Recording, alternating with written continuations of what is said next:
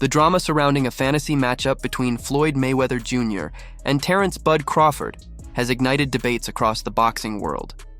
Fans, analysts, trainers, and even fighters themselves have weighed in, each offering their own perspective on whether the defensive genius of Mayweather or the adaptive brilliance of Crawford would triumph if the two ever met in their primes. What makes this debate so captivating is not only the clash of styles, but the generational shift it represents. Floyd, the undefeated legend who defined an era, and Crawford, the current pound-for-pound king rewriting history in his own time. Joe Rogan, never one to shy away from bold takes, sparked fresh conversations when he admitted he wasn't sure who would win, but believed Crawford had the tools to give Mayweather one of the toughest fights of his career. He acknowledged Floyd as one of the sickest, most technically flawless boxers in history, a fighter whose mastery of defense and ring IQ made him nearly impossible to crack. Yet Rogan also emphasized Crawford's unique gifts, his ability to switch stances, his uncanny timing, and his fearlessness in adapting mid-fight. For Rogan, this wasn't about disrespecting Floyd's legacy, but about recognizing the greatness of Crawford in his own right, and Floyd himself has recognized that greatness. Time and again, Mayweather has gone on record calling Crawford the pound-for-pound best fighter in the world today. That statement carried weight, considering Floyd's own ego and the pride he places on his unbeaten legacy. For him to openly acknowledge Bud's skills showed just how highly he rates the Omaha-born fighter. Yet, as Rogan pointed out, styles make fights, and Floyd's style was built to frustrate even the most dangerous punchers. The comparisons between the two often circle back to Canelo Alvarez, the modern face of boxing whom both men defeated. Mayweather's dismantling of a young 23-year-old Canelo in 2013 was considered a masterclass. He neutralized the Mexican star's power, forced him to miss wildly, and controlled the bout with precision. But critics argue that Canelo was still green, still developing his arsenal, and not yet the seasoned champion he would become. By the time Crawford faced him, Canelo was older, more experienced, and widely regarded as one of the top pound-for-pound fighters on earth. Yet Crawford not only beat him, he dominated him. Fans and analysts alike marveled at how Crawford stayed southpaw the entire fight, spun Canelo in circles, and drained him with angles he couldn't solve. By the later rounds, Crawford was not just outboxing him, he was trading and winning exchanges, leaving Canelo bewildered. That performance, many say, carries more weight than Floyd's victory, not because Floyd's wasn't brilliant, but because of the version of Canelo each man faced. Canelo himself admitted as much. Reflecting on his two defeats, he said Floyd beat him when he was still a kid in the sport, learning at the highest level, while Crawford beat him as a fully formed champion. It wasn't an excuse, it was an acknowledgement that Bud had bested him at his peak. Trainer Greg Hackett explained it plainly. Canelo respected Crawford's win more because it came against the matured version of himself, not the 23-year-old still climbing the mountain. Not everyone agrees. Shane Mosley, who fought both Canelo and Mayweather, insists Floyd was on a higher technical level. He praised Mayweather's timing, control, and unmatched ability to dictate fights no matter the opponent. For Mosley, Canelo was impressive even as a young man, but Floyd was simply untouchable. That view represents a broader camp of analysts who see Mayweather as the standard, the man whose perfection in the ring makes comparisons unfair. Bob Arum, however, sees it differently.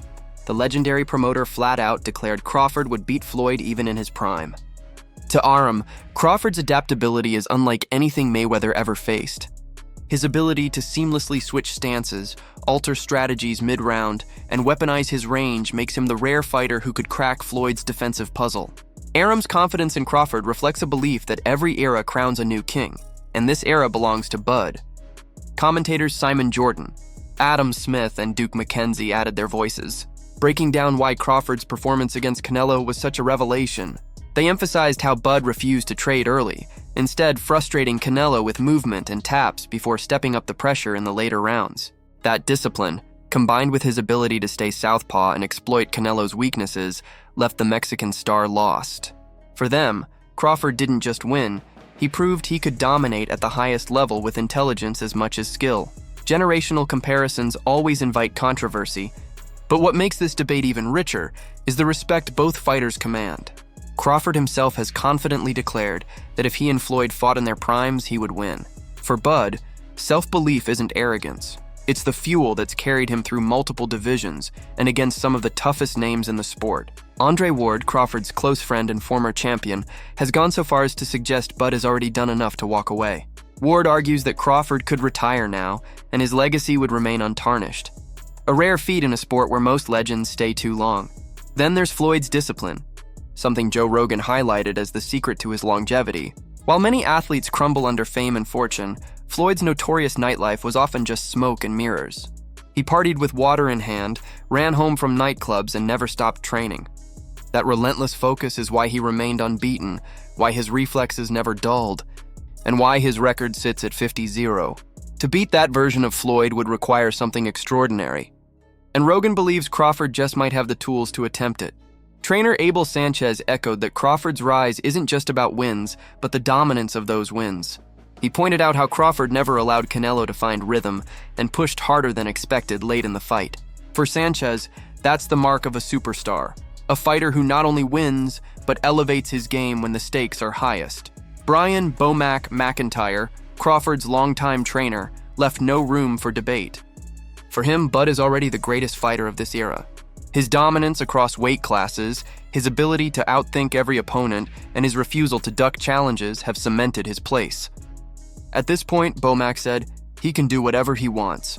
That includes retiring, chasing bigger fights, or even venturing into higher weight classes. For Bomac, the work is already complete. Rob Aosta, one of Crawford's skeptics, admitted he'd never doubt him again.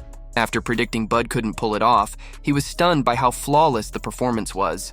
He described it as a perfect fight, marveling at Crawford's balance of boxing and brawling, his ability to frustrate, and his composure under fire. In Aosta's words, Crawford silenced every critic once and for all, and that's the heart of this debate. Floyd Mayweather Jr. is an icon, a fighter whose career sits untouched, a man who carried boxing for decades and left undefeated. Terence Crawford is the modern heir, a fighter who may never fight Floyd, but who continues to stack